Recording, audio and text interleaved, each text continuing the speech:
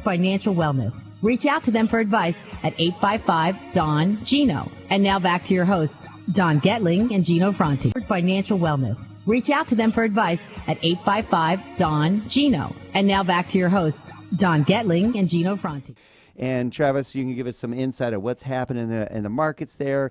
We're going to talk about some of the great things about Portland, because I love that town, just visited it, who you do loans for, and just your opinions on the market. And it's just good getting an outside opinion from our little bubble here in Santa Cruz, as you've seen.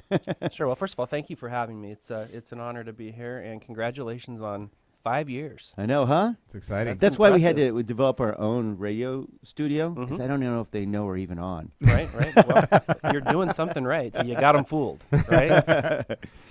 Actually, why don't you talk about that, because you're here kind of, one of the things you're here talking to us about is the radio program and how we utilize it to help inform our clients. It's not, it's not really about our ratings, obviously, and or anything. It's really about informing our clients. Nobody pays us to do this. We do this out of our desire to reach out to more of you out there and really inform you about things you need to know. And you came here to kind of check out about, what do you think of what you've seen so far? Because you thought it was fairly unique and something that your market doesn't have. Yeah, I'm very surprised, to be honest with you, because it's not, it wasn't what I expected it would be.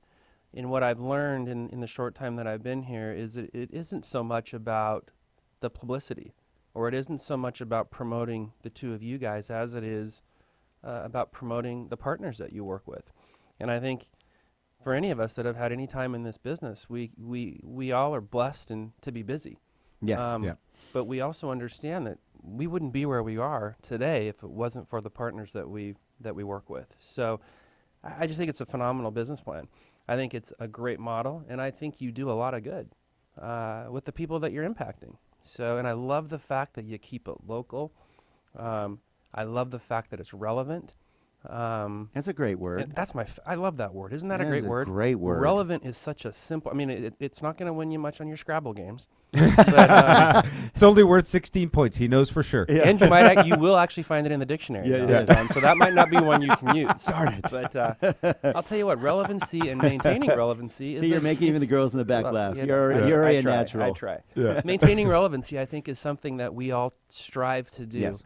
And we've all seen it in our markets when you see individuals that work towards, maintaining that relevancy, and they do it the wrong way, or they do it for the wrong reasons, and man, does that show through. So I agree. I'm going to jump on that, because without knowing that he's using the most appropriate term, when we started our show, Travis, one of the interesting things was the subject matter was completely different.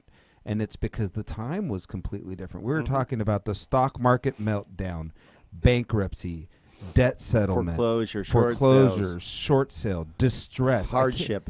Yeah, it was a completely we're living The different Big Short right now, the movie all over again. Yeah. So it was a different vernacular. It was a different vocabulary. We spent all day long talking about different things. And if you watch the progression of our show, it's been so nice to be able to talk about investments and growth and acquiring more properties and expansion and all these other things. So we've seen a transgression of our economy through our show over the last 5 years. Well, it's been interesting to me. I didn't just come into this completely green, I'll admit. I did do some homework, and I did watch some of your videos. And what's been interesting you're the one. I hope he didn't watch our first show. No, I did. I watched and it's been, that was my point, is seeing you two grow, and the way that you manage and quarterback this show has been interesting, and you've done a great job. Oh, thank you for that. All right, so let's dive into some fun stuff, Travis. And again, Travis Olson with Directors Mortgage out in Portland, Oregon, a veteran. And I love having you on here because you are a veteran. We've talked about this. About people that have been in the industry as long as we have. It's a whole nother world. And I'd love to get your take on what's happening in Portland. So let's talk about, what's your market like up there? Boy, we're blessed. I don't know that I can put any other word on it. We're blessed. We've got a crazy market. We've got an active market. You have people ask you, have you been busy? And I said, yeah, it's been a busy 25 years. It really has. And we see different frenzies in the market, and we experienced a little bit of that back in 2007, 2008, and we're returning to that somewhat, albeit I think it's a much more healthy environment than we experienced. I agree. 100%. Yeah. And as an industry, that makes me proud. That makes me proud to do what I do. Yeah, because we got beat up. We're right there beat up. next to car salesmen and used car salesmen and. But that's the reality we lived, is that anybody could be in our industry and represent themselves as a mortgage professional. Luckily, I mean, I actually have to say I'm thankful it was that easy and there wasn't a barrier of entry, because I came in, on the early side of that. And I don't know that I would have come into this industry if it wasn't so easy, but it's hard now. I mean, it is challenging. Yeah. Well, you tell people all the time, you probably do the same thing because you have a very successful shop in Portland, and I'm sure you have loan offers go, hey, I want to get in the industry. I hear it's good again. And I know us, we're like, no, we're at too high a level to even start training somebody new, because everybody at our office here at Skyline in Valencia is pretty much 10-year plus minimum.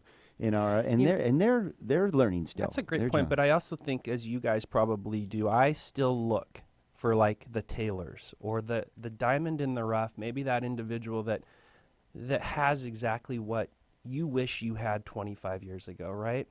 And that's that's because we're sharing it with them, though. Because like you said it earlier.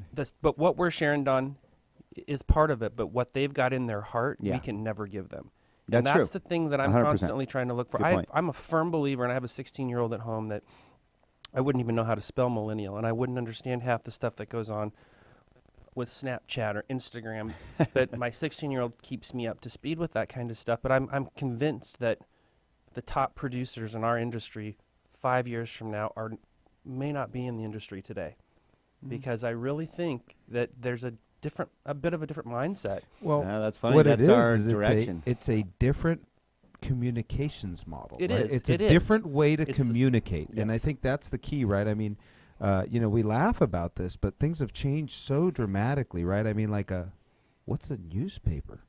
I mean, they have no concept of that. I mean, I saw something out in my driveway the other day, and I wasn't quite sure what it was, and it was a newspaper. I was like, "Whoa, that's weird," That's so and it was true. like 3 pages thick. It's just gone. And for us, that was a lifestyle. It was part of look at any movie 20 years ago, and everybody had the newspaper. Everybody was cutting their lawn. I mean, it's technology for me has been an acquired taste. And, again, my kiddo reminds me every time he asks me, why do you use Facebook, Dad? It's so slow. And I'm like, well, what do you mean? But I'll tell you what, I get my notepad out and I take notes and I listen. And if I can, retain 10% of what he says, then I'm doing pretty good. So you have an advantage. You told me earlier, you're like, hey, you need a 16-year run that helps you keep on top of your game regarding technology and where the kids are going. Yeah, or a Nella around. My wife spends all day long with Snapchat. Your story about your wife and her business, I think, is a perfect example of that. Yeah, you should share that because that's a great story. Do we have time, Don? Because I know Don gets mad at me when I don't. When I start sharing stories. We'll tease on that because that's good stuff. So we're gonna go to break right now, but you can tell we have some great content, some great information. We're really stoked to have Travis Olson sharing with us his intake about his insights in the mortgage industry, the real estate community, and what's going on in Portland and so much more. This is great stuff, Travis. I can't wait. I'm glad to be here. So stay tuned. We got more stuff coming. Second half of the Don and Gino Real Estate and Finance Show.